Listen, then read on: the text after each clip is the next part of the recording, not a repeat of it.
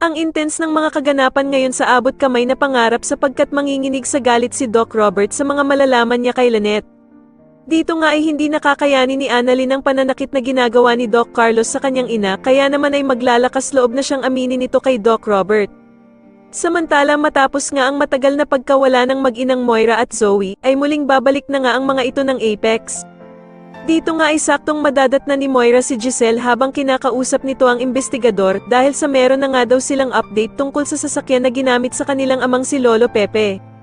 Bigla namang makikisali ang bruhang si Moira sa kanilang usapan at sasabihin nga nito na masyado naman daw siyang namiss ni Giselle. Samantala sa pagbabalik naman ni Zoe, ay agad itong makakahanap ng katapat dahil sa pagsasabihan niya si Justin na hindi daw nito maaagaw ang Apex sa kanila. Pero sasagutin naman siya ni Justin na ihanda na nga daw niya ang kanyang sarili dahil sa malapit na nga daw siyang maging sampid sa Apex kapag nagising na nga itong si Don Pepe.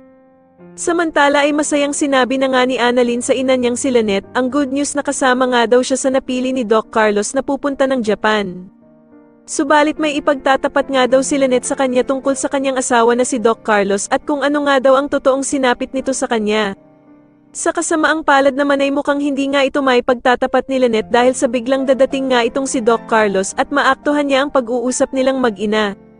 Sa kabilang banda naman dahil nga sa nakitang sugat ni Diyosa sa braso ni Lynette ay sigurado nga daw ito na si Doc Carlos ang may kagagawa ng kanyang sugat. Kaya naman ay agad na yayayain niya si Aling Susan na pumunta na sa mga pulis para isumbong si Doc Carlos sa ginawa nito kay Lynette. Sa tingin niyo dito na nga kaya tuluyang makulong si Doc Carlos dahil sa ginawang pananakit nito kay Lynette, mas lalo na nga talagang nagiging exciting ang mga susunod na kaganapan kaya naman ay mas lalo pa nating abangan ang mas lalong gumigandang abot kamay na pangarap. Maraming salamat po sa inyong panonood at sana po ay masubscribe niyo ako. Maraming salamat po.